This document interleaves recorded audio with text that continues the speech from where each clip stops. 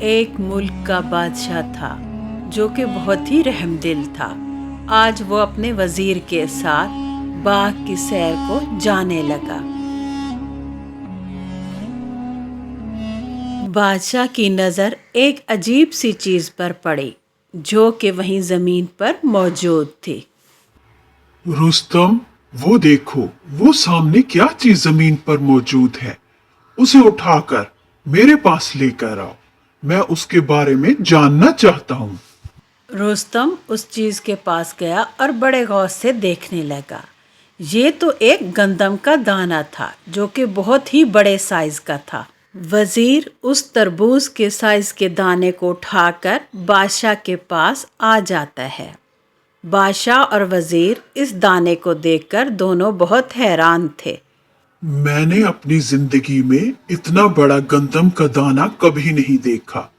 ہم اسے محل لے کر جائیں گے اور میں اس کے بارے میں ساری معلومات جاننا چاہوں گا۔ پھر کیا تھا، انہوں نے گندم کا دانہ لیا اور محل کو واپس لوٹ آئے۔ اب بادشاہ نے اپنے سارے ذہین وزیروں کو اکٹھا کیا اور کہا، میں اس گندم کے بارے میں جاننا چاہتا ہوں۔ کیا یہ کسی انسان نے اگائی ہے یا کسی جنات نے؟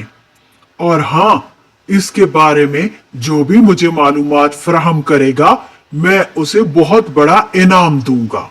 سارے وزیر چپ تھے کیونکہ کسی کے پاس بھی اس کے بارے میں کوئی معلومات نہیں تھی۔ پھر ایک وزیر اٹھتا ہے اور کہتا ہے، جناب، ہمیں کسی کسان کو بلانا چاہیے اور اس مسئلے کو اس کے سامنے رکھنا چاہیے۔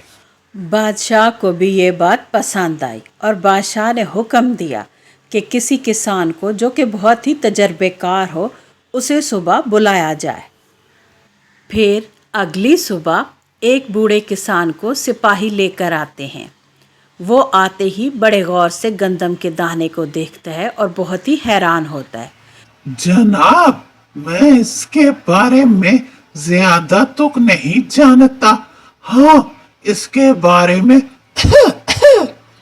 میرے باپ کو ضرور پتا ہوگا، آپ انہیں لے کر آئے۔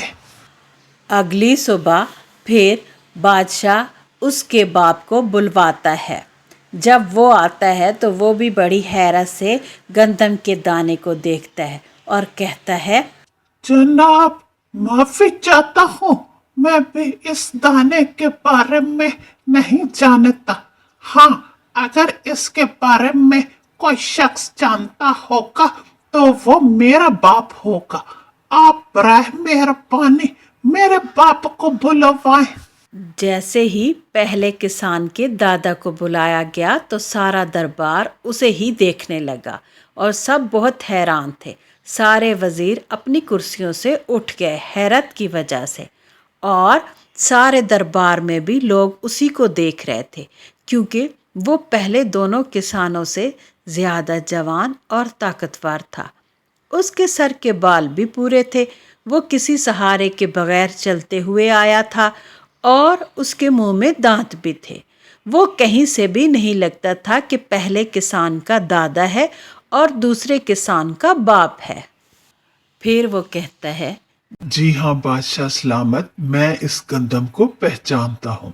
یہ گزرے زمانے کی گندم ہے جب اس کا ذائقہ لاجواب تھا اور اس سے خوب آٹا بنایا جاتا تھا۔ کیسے ممکن ہے یہ؟ اب یہ دانہ اتنا بڑا پھر کیوں نہیں؟ اب گندم کا دانہ اتنا چھوٹا کیسے ہو گیا؟ بادشاہ سلامت، اس دور میں زمین ساری اللہ کی سمجھی جاتی تھی۔ جو شخص جتنی چاہتا اس پر گندم کاشت کر لیتا تھا۔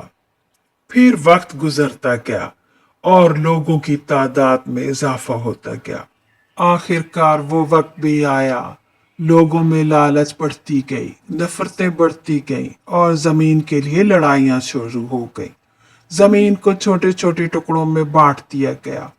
جس قدر زمین کے چھوٹے ٹکڑے ہوتے گئے اس قدر ہی گندم کا سائز بھی گھٹتا چلا گیا، یعنی گندم سے برکت بھی جاتی رہی اور گندم کی شکل اور سائز بھی تبدیل ہو گیا وقت کے ساتھ ساتھ۔ بادشاہ کو اپنے سوال کا جواب مل چکا تھا، مگر اب بادشاہ یہ سوچ کر پریشان تھا کہ یہ کسان اتنا جوان کیسے؟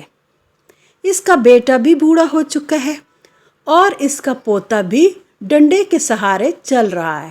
بادشاہ خود کسان کے پاس آتا ہے اور کہتا ہے، اے بندہ خدا، میں حیران ہوں کہ آپ جوان کیسے ہو جبکہ آپ کا بیٹا اور پوتا بوڑھے ہو چکے ہیں۔